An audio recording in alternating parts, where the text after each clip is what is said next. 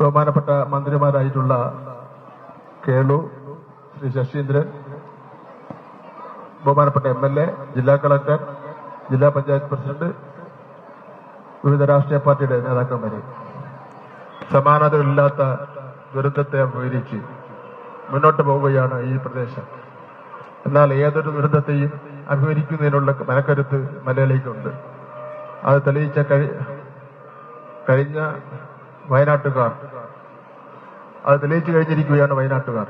ദുരന്തബാധിത പ്രദേശത്തെ പുനർനിർമ്മിക്കുവാനുള്ള പ്രയത്നത്തിലാണ് സംസ്ഥാന സർക്കാർ. അതിന്റെ ആദ്യഘട്ടമാണ് ഈ മേഖലയിലെ കുഞ്ഞുങ്ങളെ വിദ്യാഭ്യാസ പാതയിലേക്ക് വീണ്ടും കൊണ്ടുവരുന്നത്. ഉരുൾപൊട്ടലിനെ തുടർന്ന് GVHSS വെള്ളാർമലയിലും മുണ്ടക്കൈ LP സ്കൂളിലെയും പഠനം കൊണ്ട് 40 ദിവസത്തോളം തടസ്സമായിട്ടുണ്ട്. ദുരിതാശ്വാസ ക്യാമ്പുകളിലായി പ്രവർത്തിച്ച സ്കൂളുകളിൽ 30 ദിവസവും അധ്യയനം നഷ്ടപ്പെട്ടിട്ടുണ്ട്. ഇത് പരിഹരിക്കാൻ വേണ്ടി അധിക പ്രവർത്തനങ്ങൾ വിദ്യാഭ്യാസ വകുപ്പ് ഏറ്റെടുക്കും.